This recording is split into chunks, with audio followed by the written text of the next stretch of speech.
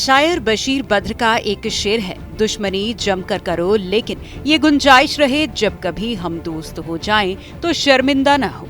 राजस्थान की सियासत में कांग्रेस पार्टी के नेताओं के लिए कहा जा सकता है, इस शेर पर अमल करना बहुत जरूरी है। पहले आपको एक तस्वीर दिखाते हैं। बाइक पर हैं वर्तमान सीएम अशोक गहलोत और प्रदेश के पूर्व उप मुख्यमंत्री सचिन पायलट।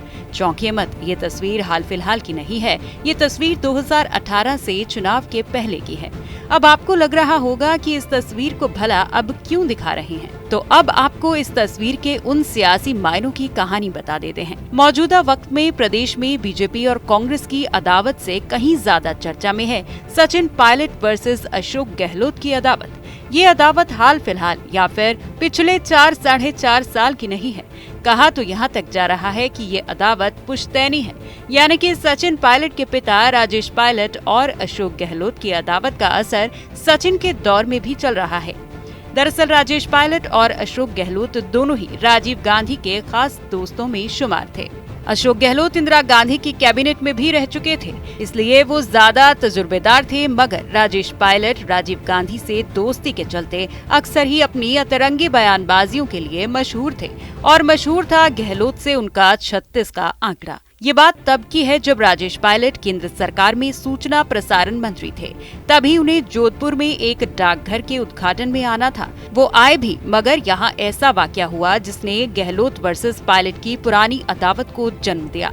कहते हैं डाकघर के उस उद्घाटन के कार्यक्रम में जोधपुर के मौजूदा सांसद अशोक गहलोत को नहीं बुलाया गया। इसको लेकर जब गहलोत के समर्थकों ने हंगामा किया तो कहा जाता है कि मंत्री राजेश पायलट ने कह दिया कि यही कहीं होंगे बेचारे गहलोत।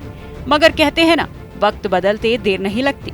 1994 में अशोक गहलोत राजस्थान कांग्रेस के अध्यक्ष बने। ये वो वक्त था जब प्रदेश में भैरों सिंह शेखावत की सरकार थी। बीजेपी के नेतृत्व में भैरों सिंह शेखावत ने प्रदेश में अपनी सरकार बनाई थी 1990 में। 1992 में लगा राष्ट्रपति शासन, जो लगभग 1 साल तक रहा। 1993 में भैरों सिंह ने फिर बीजेपी को सत्ता तक पहुंचा दिया। अब बारी थी 1998 के विधानसभा चुनावों की।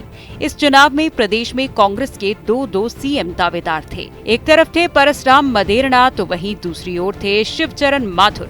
मगर 1998 में जब कांग्रेस 153 सीटों की ऐतिहासिक जीत के साथ सत्ता में लौटी तो सीएम बने अशोक गहलोत। ये थी सीएम गहलोत की वो जादूगरी जिससे हर कोई अनजान था।